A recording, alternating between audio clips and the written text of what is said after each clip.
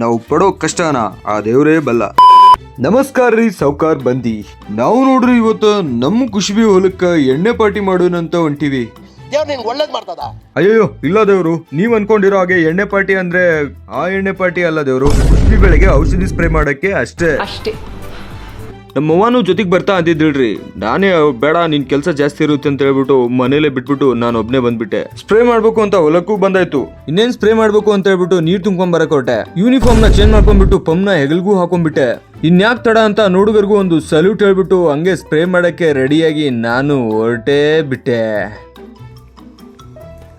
ಹೀಗೆ ಒಬ್ಬೊಬ್ನೇ ಒಂದೊಂದೇ ಕೊಡ ತಂದು ಸ್ಪ್ರೇ ಮಾಡ್ತಿದ್ರೆ ಇವತ್ತಿನ ದಿನ ಇದು ಮುಗಿಯಲ್ಲ ಅಂತ ಗೊತ್ತಾಯ್ತು.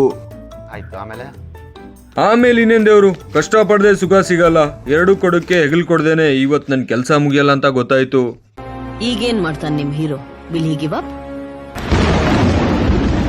ನಮ್ ಜೀವನ ಕಷ್ಟ ಅಂತ ತಿಳಿದ್ರೆ ಜೀವನ ಪೂರ್ತಿ ಕಷ್ಟನೇ ಜೀವನ ಆಗ್ಬಿಡುತ್ತೆ. ಕಷ್ಟನೇ ಇಷ್ಟಪಟ್ಟು ಬದುಕೋಕೆ ಅಂತಾನೆ ಬೆಂಗಳೂರು ಬಿಟ್ಟು ಬಂದಿದ್ದೀನಿ ಅಂದ್ರೆ ಇಷ್ಟಕ್ಕೆಲ್ಲ ಎದುರೋ ಮಗನೇ ನಾನಲ್ಲ. ಜೈ ಜವಾನ್ ಜೈ ಕಿಸಾನ್.